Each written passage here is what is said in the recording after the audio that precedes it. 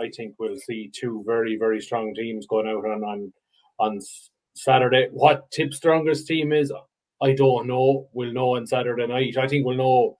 It's like Liam Cahill more or less hinted now after the Dublin game that it's probably time for squads to start thinking towards championship and putting their best team out. And I think when the Tip team is announced, I think we'll get a better feel for what way they're thinking for the bigger games. Yeah, I suppose then you do have the likes of Cahill Barrett, assuming he's right, he'll be back in the team. And the other reason actually that maybe that Kilkenny game wasn't us seeing the complete A side of both teams is that Kilkenny obviously had the Ballyhale lads unavailable at that stage. So just to give people a bit of an overview of where we're at in the league at the moment. Tipperary are top of Division 1B on 6 points, Waterford are second on 5 points, Kilkenny are on 4 and Dublin are on 3. All of those teams are in contention for knockout places, with Tip guaranteed to take one with victory against Waterford on Saturday. There's an element of a grudge match for Tipperary in this, though. Like, Waterford beat Tip by 10 points in last year's league and by 4 points in the Munster Championship. The year before knocked Tipperary out of the All-Ireland quarter-final stage. Obviously, Liam Cahill was at the helm for that. But if you're Tipperary here, you are fairly sick of losing to Waterford and you want to lay down a bit of a marker. Yeah, if you take in the Munster League match in January and the league match in 2021, it's five games, 5 losing. They're Tipper on a 5-game losing streak against Waterford. I think the last win was Cal's first game as Waterford manager against Tip. They didn't Cork scored 4 points and played just COVID hit in 2020. So that was the last time Tip had beaten Waterford. So yeah, I think having maybe, how would you say, in this league so far, having ended the losing run against Kilkenny and Nolan Park, it'd be nice to tick this box as well. And I was thinking about this one in my preview, and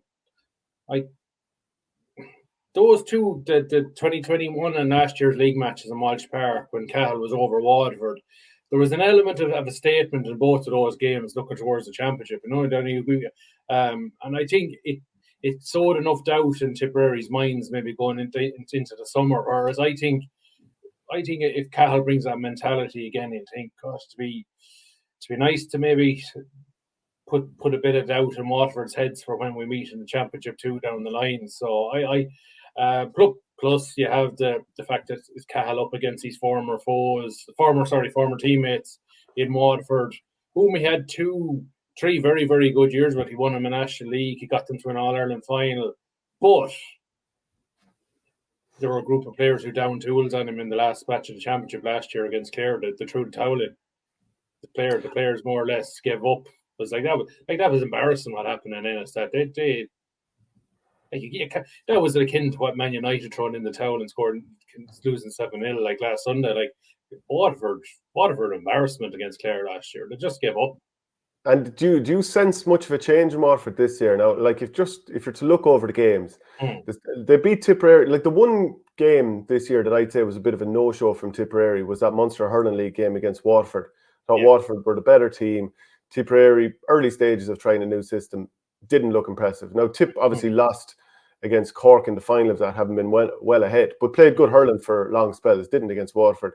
And since then, Tipperary are on an average of winning by 10 points in the 3 games in the league. So that was the one game where Tip didn't go well. But I would say for Waterford, you'd have to question whether discipline is a bit of an issue so far this year.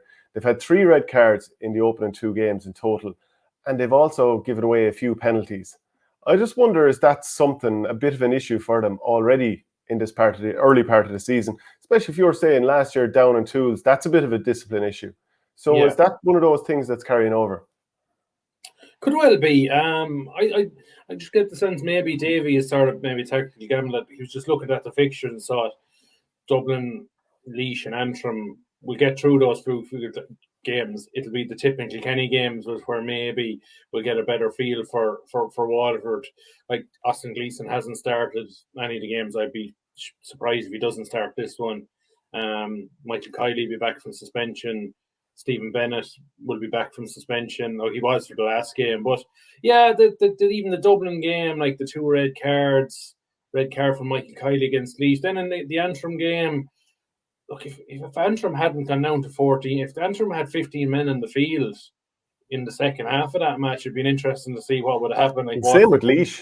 The Laois Waterford game was on telly, and I mean, Laois needlessly getting a red card. They were pushing their luck all through, but they were going so well and then capitulated and lost by 12 once they went down to 14. Like I hope it's a strong Waterford lineup, because I want to see our full back line. Can Johnny Ryan, how will he cope with, or Conor McCarthy cope with Patrick for sure? I want to see either if it's Brian O'Mara or if it's Michael Breen, how they cope with Desi Hutchinson. I really hope Waterford comes strong, because I suppose we need to see questions answered in terms of what we have in Tipperary going forward. We have had some, but we really haven't had a major test so far.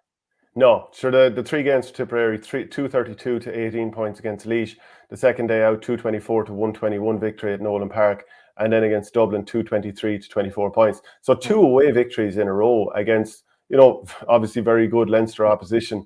That's good form for Tipperary, even though, I felt like in the Dublin game, Tip were probably hurling within themselves to some degree, or that there's far more in the side. Yeah, I thought we were leggy that night. I thought we didn't look compared to the Laois match. I know that people said it's the Laois, but I thought we had energy that night. We were on the front foot. We were lively. Maybe the fact that Brian McGrath broke down, Jason Ford limped off the tight hamstring. Maybe they were just in a heavy training block. That maybe this week that they'll ease off a bit and maybe have guys fresher for the weekend, that they'll be able to hurl with a little bit more zip. And who from Tipperary do you think of the new players this year is most likely to nail down a spot? And the ones that are coming to mind are Brian O'Mara. I know he's been in there before, but you know what I mean. Alan Tyne and Grode O'Connor. Will Mark Keogh finally nail down a spot, for example? Yeah, so far, look, I suppose, Brian O'Mara will either 3 or in the half-back line. So,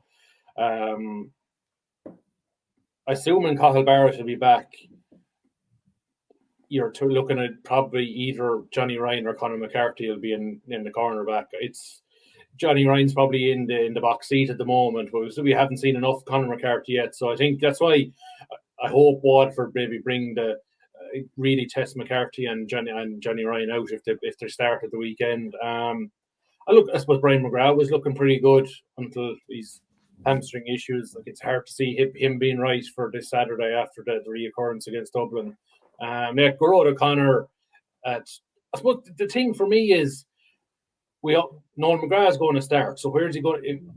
My personal point of view is Nolan McGrath centre forward is the spot for him,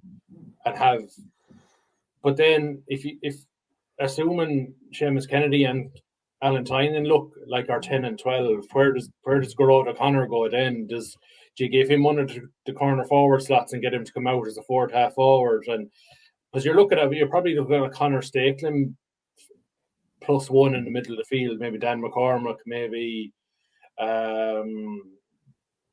Johnny Campion, maybe if he says playing well. We have plenty of options, and then then you're looking inside. Who's going to play inside? You're probably looking at Jake Morris plus Ford. Connor Bowe, Keogh, and look, it's not club loyalties here, but I still have, of the 3 matches we've seen so far, the forward line just looked most gelled when Bonner Maher's at full forward.